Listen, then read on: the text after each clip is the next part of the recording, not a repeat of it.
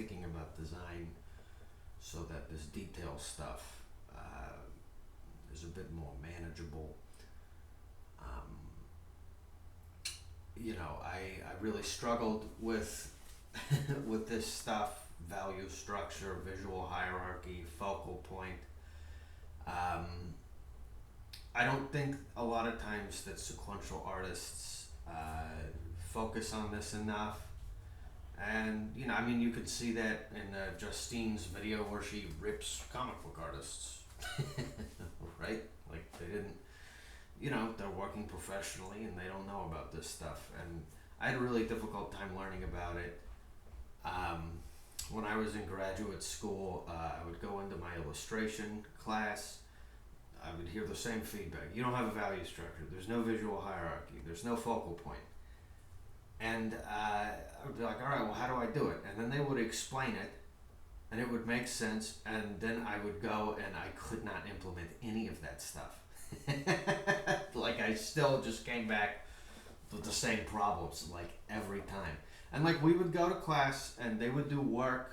They would, like, show me on my work how to make it work in terms of value structure, and I would see it, and I could never recreate it myself. It would just look like I was, like, taking my art that didn't work and they were doing a magic trick on it that I could not reverse engineer and figure out. So what I'm going to do is we're going to try to avoid doing that here. All right, so this is Alexandra Levers, and I'm going to explain a little bit what the issues are. Mostly the issue is that there's a lot of detail, but it's all grayed out because the value structure was not being considered in laying this out. And it's actually, I think, really challenging to plan value structure with just line. It's easier to just go in with like a brush, like this one, and just kind of mess around and like add gray. So when I always just plan, using brushes like this. So moving forward, I'm going to go through and explain some things. So one of the issues is that presumably the dragon is supposed to be the major focal point, and the distinguishing gray, the gray here, and the gray here, while they're different, they're not entirely distinguishable, right? So what I want to communicate is that when we're planning this stuff out, let me form a new layer, right? We want to use values that are not in the mid-range. We use those if we have to at the end, but we want to kind of organize things thinking in these terms. I'll show you in a second. Here we go. So you in a comic book page, you have black. Let me do this the easy way. You have black, and I'll change that. Sorry about that. I didn't totally plan this out all the way. So we're gonna make the background a light gray just for the sake of clarity. Okay, just a light, whatever. Okay, so bam.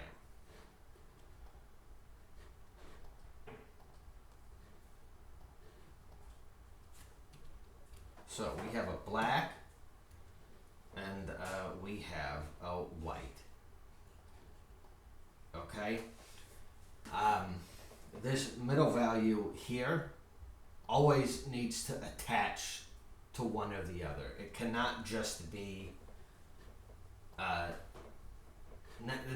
I'm just giving you guys like a limitation here, but it cannot just be 50% smack dab in the middle between the two. Right? These midtones that we create with our lines, they need to either attach to the black or to the white, and I'll show you what I mean. So we want all middle values. You see how we want the middle values to seem either like a darker or a lighter version of the black, like right there. You see?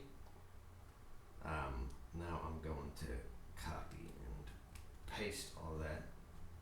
And then here's the other example. We want it to look like a darker version of the white. Is this is this clear? So hang on, this is not distinguishable from the background very much. I'll lighten it up a bit. There we go. Okay. So these midtones that we create with all of our little lines, right, need to either have this value, a lighter version of black, or a darker version of the white. But they cannot just be around the 50% gray area. We do not want something like this, or even in the 40%. We don't want anything approaching, oh, whoops, that's 60. Let me go to 40 real quick. This is 40, right? We do not want that. Now, these grays here are approaching a 40%. We don't want anything between 40 and 60 for our grays. It always needs to, and this seems like it should be subjective, but it isn't. The mid values that we create, that we start with, must either be a lighter version of the black or a darker version of the white, and it has to attach to one of those. By attach, I just mean like it can't be its own thing, right? It has to seem like it goes with one or the other. This is about a 40% gray, and so here are some of the changes I would make. So I want this dragon to show up more. I'm going to make it lighter. Okay? So I just lightened up. I did some Photoshop magic and made the lines thinner for this. Right? So I thinned out the lines here to make this brighter. Okay? And I added line weight where I thought that needed to go. So around here I made things darker to maximize the contrast of the dragon and the background, and like to make this smoke show. These are nice shapes. I want those to stand out. I like the shape of the smoke. So that is what I did there. Now I also added some blacks to more deeply enhance this dragon coming out. And this seemed a bit unbalanced to me, right? This was a bit top heavy. All the attention goes here. And while technically that does work, I thought that a good way to round out the image is to kind of sprinkle in some blacks. And again, this is something intuitive. We start with all this black up here, and I only put in just enough to balance that out. I'm not really paying attention to lighting. The truth of the matter is that if you figure this out enough from a design standpoint, the lighting just always kind of looks right. Nobody cares. So, yeah. So now if I remove the image here, I remove that and I remove these things. This is sort of how I get the black distribution. Here, I'll actually make it another layer to fully capture this. So, yeah, I get all these, and I'm just doing this for the sake of clarity. I'm not trying to draw over the image. I'm just doing this so that I can take away the image and things are clear. So, now I have, this is sort of the black distribution, right? and we'll see that it's deliberately imbalanced, right? One of the things that I like to do to explain this idea is there's this like Japanese design principle that really made this stuff resonate with me called Notan. So I'm going to open this. Ooh, there we go. And just walk you through it real quick. I made this a long time ago, so there is some of my bad student art in here. So we want to achieve something called asymmetrical balance. This is automatically balanced because it's symmetrical. But this is balanced and it's asymmetrical. We need to know why. And it's kind of difficult to just straight up articulate it. I can sit there and talk about like 10 different design principles at play, but really, it's this simple. Just imagine water trickling down through these blacks. Just imagine that. And if the water flows evenly, it's balanced. Right? So, look at this. I'm going to add a water layer here, right? And bear with me. I know this is kind of flighty. Bear with me here. So, we are going to pour water down the page. I'm going to...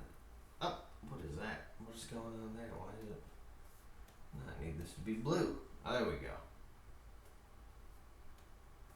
All right. Water. Okay.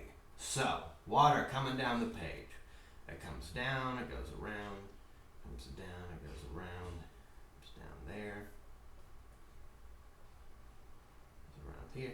And then you see how these blacks are just kind of spaced around in a way where the water flows evenly. These blacks down here, the bottom of the composition. It just kind of goes around them evenly. It might pool a little bit, but really it's pretty even. Pour water down there, get that, goes around that shape. And we kind of generalize, right? So, I'll treat this like it's one black shape, even though it's, there's a few. And so what we get is water that kind of flows evenly down here. Here it does not flow evenly. Right? It's just pretty, this stands out, this big black shape and this big white shape.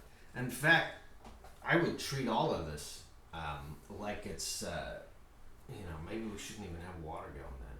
Treat all that like it's one big black shape. And then, that's kind of what it is. Let's redo the water there.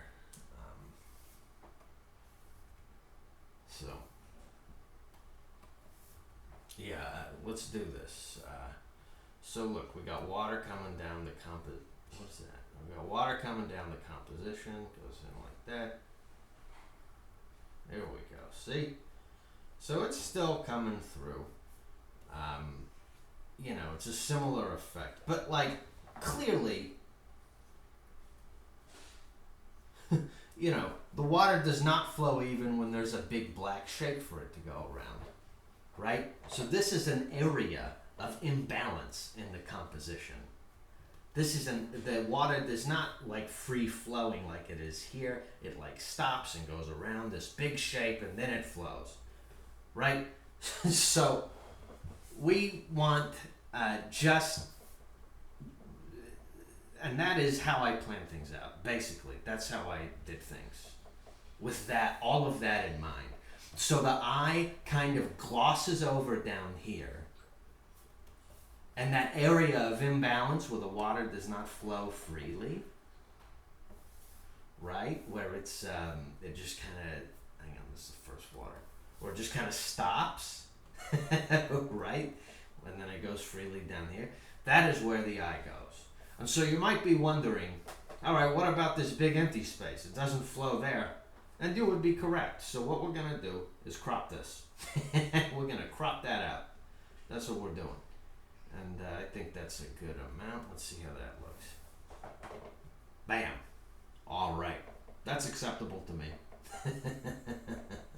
All right. Anyway, I hope that clarifies some things. Now let me go back to this demo here with the PowerPoint.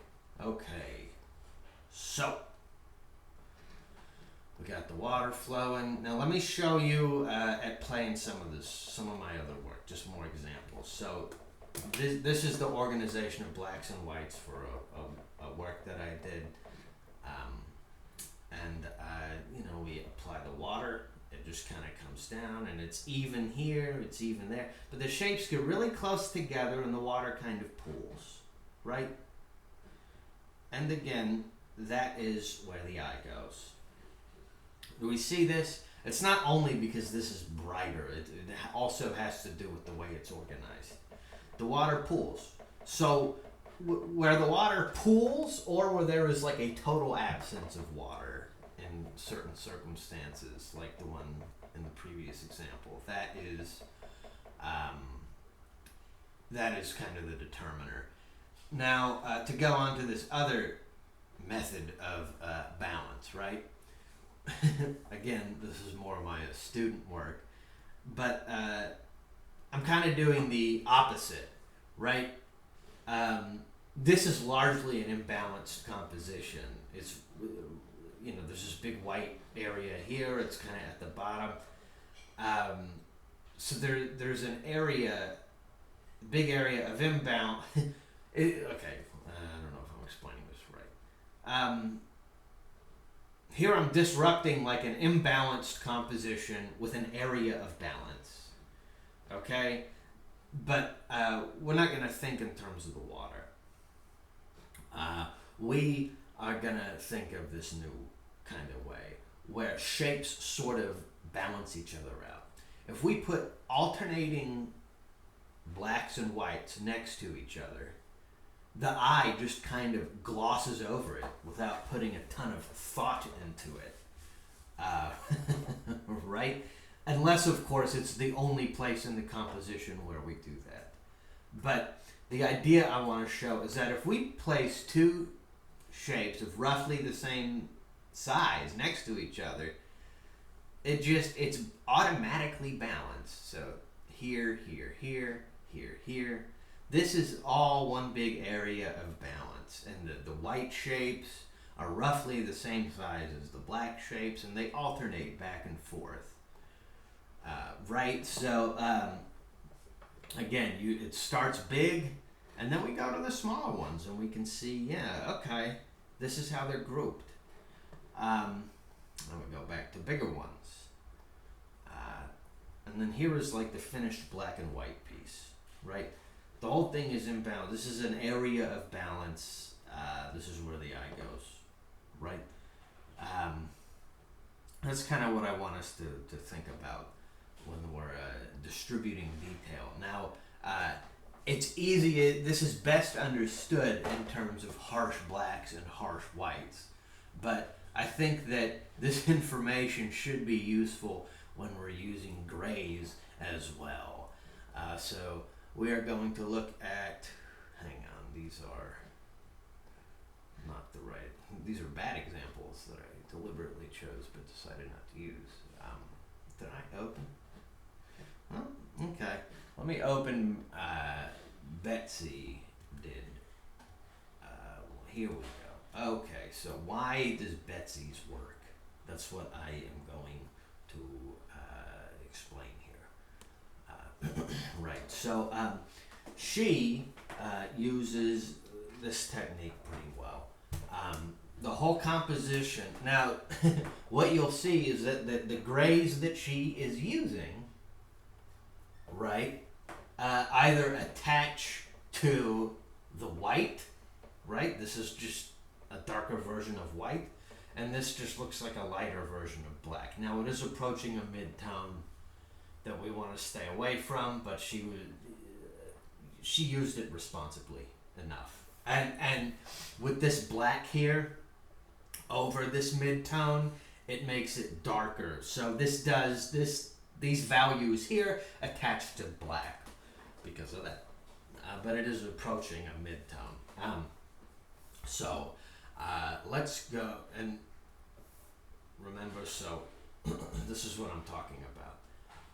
This value here is approaching this kind of value, right? If we just like squint our eyes and look, and you know, this value here, this lighter value here, kind of approaches this, right? But there's not a ton of just rock solid midtones. Maybe like here and maybe here, but this is light. So if you look, let's look at the alternating shapes that I love oh so much that I was just talking about, right? So this shape here, this shape is balanced out by this shape here, right? They're both, this attaches to the white, this attaches to the black, and they alternate. They alternate in value, and they're roughly the same size. Because they're the same size, the eye just kind of glosses over it.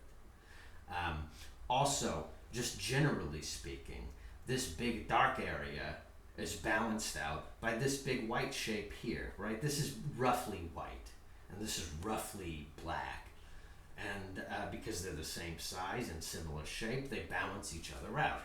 And what you'll see is that these shapes kind of get closer, right, together. And the maximal contrast is right here. Presumably this was intentional, and that is where Betsy wants us to look. So I'm going to do like a water flow breakdown. Now I am, and I'll show you what that means. So I am going to like simplify this compositionally so that the values are either like black or white. Right? So let's do that. Here we go. Let's need to add a white background to it.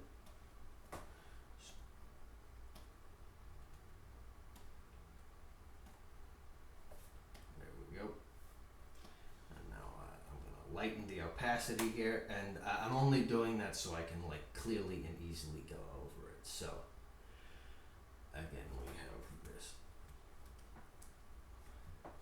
Use the black here. Okay. So I'm going to identify all of this as black, right? We're gonna treat this like it's black so we can analyze it compositionally. Okay? We're gonna treat this like it's black, and hang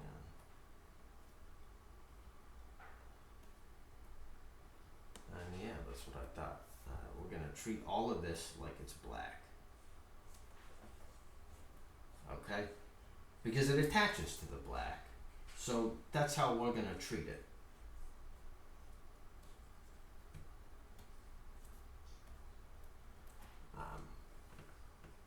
And we'll treat this like it's black too. But this water here, we're going to treat it like it's white. And, you know, this is a gray tone. We kind of want to stay away from that. Without the lines there, this is approaching a midtone. We don't really want to mess with that, right? But essentially, you know, let's pretend Betsy did treat this like it's a black and it wasn't the midtone, just for the sake of demo. Okay, so we have all that.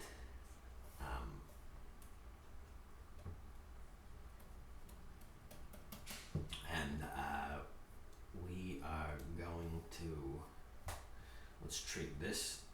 Again, these are sort of, let me blow that up. This sort of attaches to the black, so I'm going to treat that like it's black here. Okay, there we go. Okay, and this is approaching midtones that we don't really want to mess with. But this is what Betsy's looks like. Right? So this is mostly the shapes that we have here are alternating whites and blacks, and where they get the smallest and kind of the most isolated is right here. Right? So, you know, that little bit of variation that Betsy has to maximize the contrast between right, like let's turn everything else into a more gray kind of thing that she has going on, right? Let's do that, and I think that'll demonstrate a lot. Right, so can we see how this works now? The eye kind of goes right there because for two reasons. One, it's a small white shape that is surrounded by a big black abyss, but then two, there's a maximum amount of contrast here compared with the rest of the image. This is stark white. All this other quote white, the values that attach to white, it's not pure white. She reserved that for this to go right against that harsh black, and the result is something that works quite nicely. Right, so if we want to do a water breakdown, it might be easiest if I actually invert this. Right, so let's see what happens if we do an inversion here. And let's do that. And we'll see. Nope, that's not what I wanted. Sorry. So we are going to do an inversion. There we go. All right. So let's do the water flow kind of breakdown here and see what happens. I don't know if it's totally possible. I may have walked myself. Again, these things are abstract and they're not rules. Like I think about this scientifically, but they're not like rules that we follow, right? There's always exceptions. We're approaching a visual truth here, but you can't actually ever get to the thing. If you're good with math, it's like the idea of an asymptote, right? We're describing things compositionally through rules, but the rules aren't, like they're just a guide. So yeah, let's do the water. So the water comes down. Water comes down here. It goes in there. Goes in there, and just for the sake of this is a metaphor, so I'm gonna do that just to make this work. Right. It's cheating, I guess, but whatever. And it kind of goes in there, and it kind of pulls in here. But then, there's this big area where the water doesn't go at all. And that's sort of where that one hint of where the focal point is where that water isn't going at all. Right? Now, yeah. So I hope that this has clarified a few things. Excellent job, Betsy. I'm impressed. I had to learn this stuff like intellectually, so if you don't have to do that, good on you. And Alexandra, this is an excellent piece that you did. You have, this is how it was originally. She's got a knack for mark making and really clear sort of structural drawing. This is all realistic space. This is a little bent, but I don't think most people would notice that. This is good stuff. It's getting there. It's just that last matter of darks and lights and values. And believe me, I know the struggle. That's my struggle. So yeah. I hope this helps, and my intention was to create an explanation and a video that it's not merely just some magic tricks over work. There's like a almost a theoretical basis for it, for like why stuff works and why it doesn't. But ultimately, it's kind of it's you know, it's not a rule. It's not a bunch of rules, but it's just, you know, a structure to work within, so that you know, here is Alberto Breccia. This guy was a masterful use of blacks. Here he is balancing out shapes, right? This black shape is roughly the same size as this white shape, same size as this, similar size to that. I guess this isn't the greatest example. This one is awesome. I love this one. So yeah, there's all these small shapes, right? There's all these small alternations between black and white. And then there's this big one right here, a big black shape and a big white shape, and it stands out, and it is awesome. This is Mike Mignola. Again, this is an unbalanced area of white with a small area of balance of this face here, right? This face is a small area of balance. If you go in, see that white and these two blacks, and then like, sorry. How do can I zoom here? I don't know how to do that. Whatever. So we're gonna go in that. Oh, here we go. Here it is. All right. So yeah, you know, this black shape is roughly the same size as this big white shape. This face here, where the shapes get small, you know, that cheekbone, the eye socket, the nose, the light part of the nose, the dark part of the nose, they're roughly all the same size. It's a small area of balance amidst a big white area of imbalance. Whoops, zoomed in a bit too far. So I love this image specifically because it's unbalanced. Like everything here is balanced. This is all the big black shape with a big, I mean, this is really a gray right here, because of all the small alternating shapes, but it's roughly the same size as this black shape. It all balances out. This black shadow with this white face, this white area with this black area with this white area, it's all balanced out. Your eye just kind of glosses over it, but it does go here to this big black shape, which is not balanced out by a white shape that is the same size. It's close, so it's a bit balanced out, but it's a bit unnerving. And I think it's clear that like this big blackness here kind of reinforces the idea that this guy is deep in thought or stuck, having heavy thoughts and feelings. I love this piece.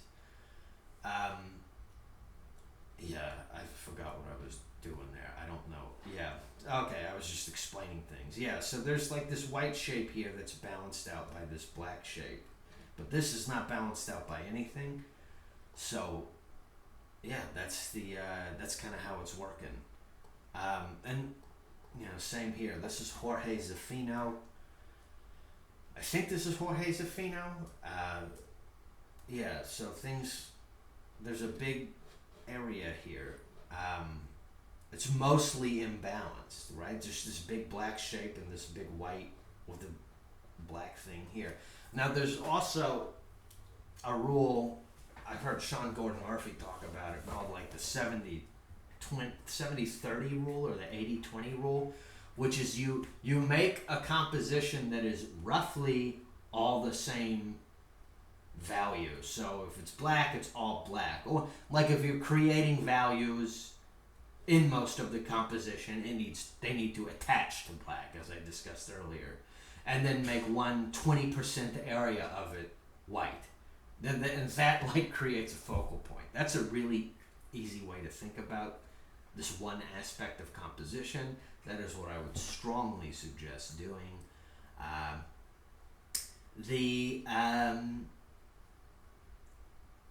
So you make values, you make the composition a bunch of values that are attached to either white or black, and then make 30% of it the opposite. This is more balancing out stuff. See? Water flow. That's how they achieve balance here. You see this? Great example. So yeah, those are just some examples of a very skilled professional doing it. But I wanted to show everybody how we do this with in practice, right? Otherwise, it's just a bunch of theoretical stuff. And I remember feeling like every time I'd see somebody else come up with it, like they just that's too good, right? There's no way they like generated that composition through skill. They just get lucky every time because it's impossible to think in these terms. That's how it felt. But no, it's not impossible. It's just hard to explain. But yeah. Anyways, I hope that was clarifying. I think that I didn't discuss depth and I didn't discuss a ton of detail. But if you get this right, the details have a tendency to work quite well. Right? If we get this right, the details have a tendency to work quite well.